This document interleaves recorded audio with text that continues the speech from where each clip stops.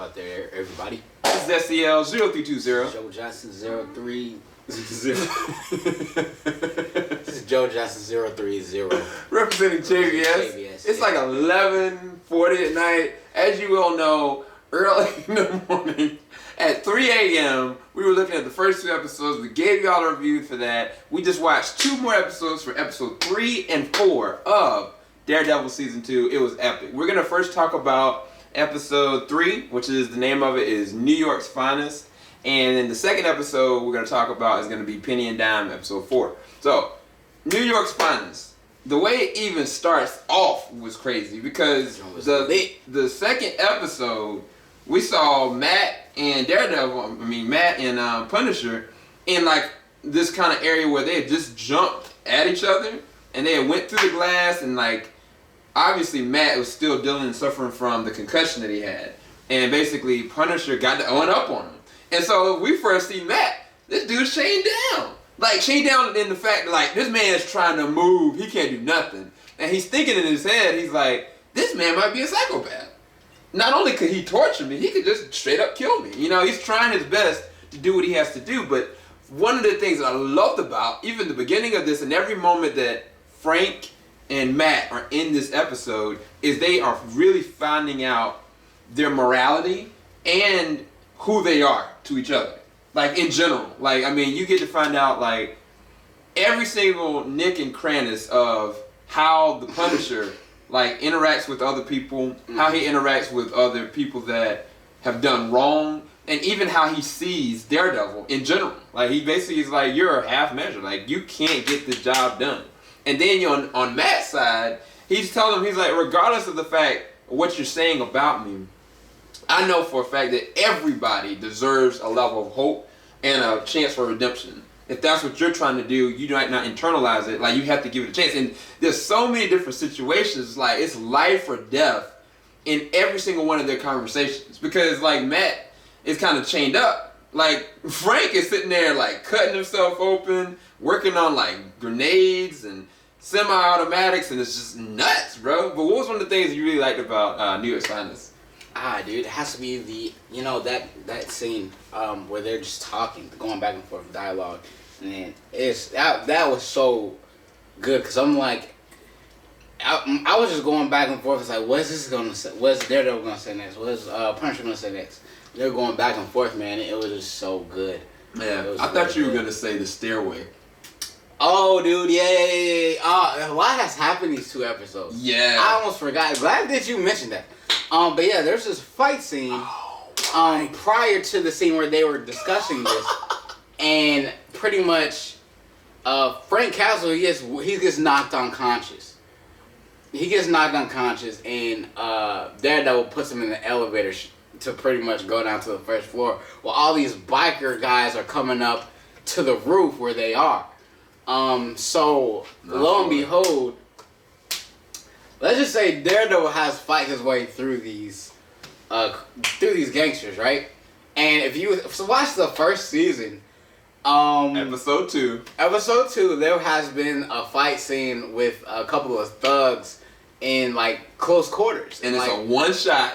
Yeah, and this joint was it topped it times 10, like times 10, bro, And the way they did it was like, wow, I really enjoyed Matt's character like more this season than I did in the past. Yeah. And that says a lot, because it's like, I was perfectly content with Daredevil the first season. Yeah. Now there's like Daredevil 2.0. Yeah. And it's like, this dude is just, you watch him just fight people and walk in rooms, and it's like, this dude is pretty scary. Yeah. You know? It's like, it's really weird to piggyback off what he said. When this man gets into fights alone, you know, not necessarily when he's fighting with the Punisher, because there's definitely some morality complexes that they're both dealing with when they're fighting each other. Like, honestly, Punisher could try to just aim for the lethal.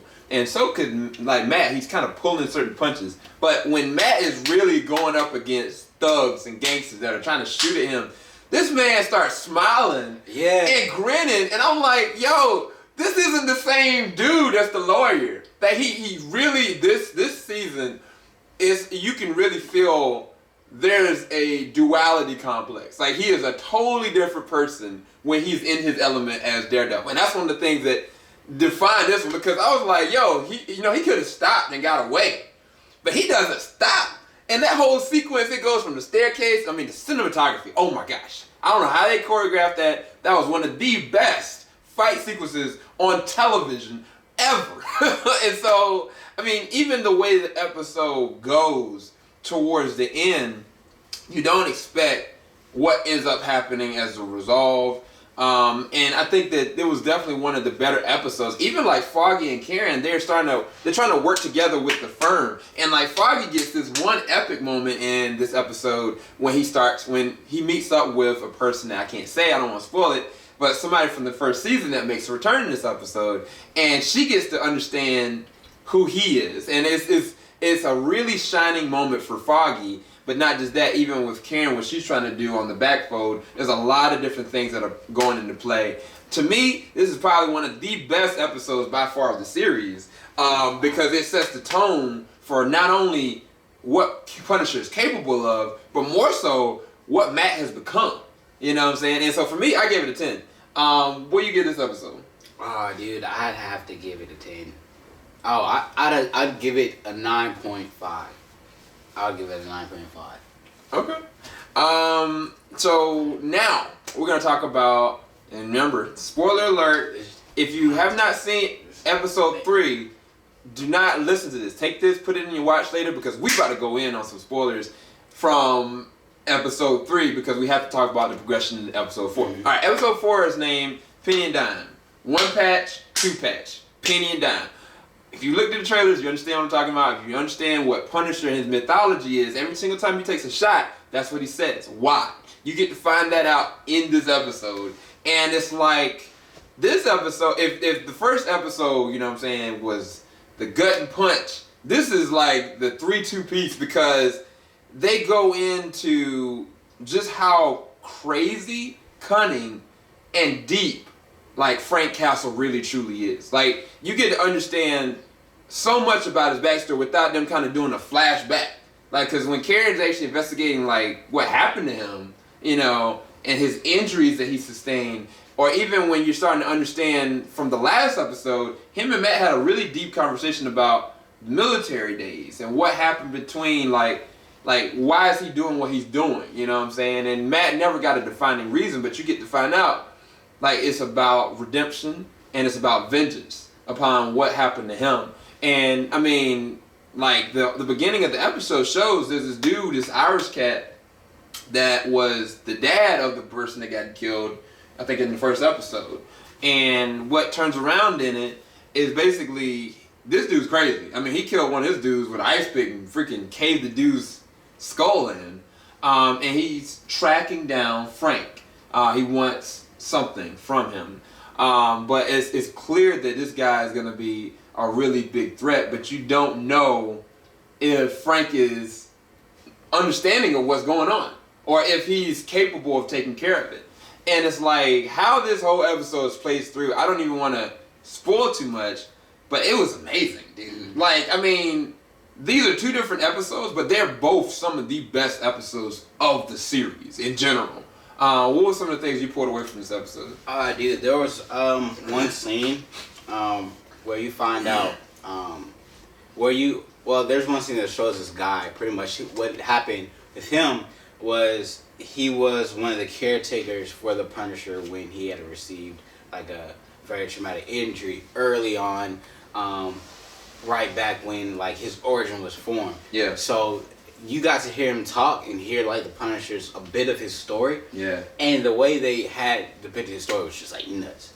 Yeah. I was just like, holy crap, this dude's bad A. Yeah. You know what I'm saying? So, in this episode, Punisher is just like he's the Punisher. Like, yeah, it's too savage, and it's a different type of savage because the best way I could put it is I compare this to like Bruce Willis in like Die Hard when like he kind of like shoots himself to get the villain. Yeah.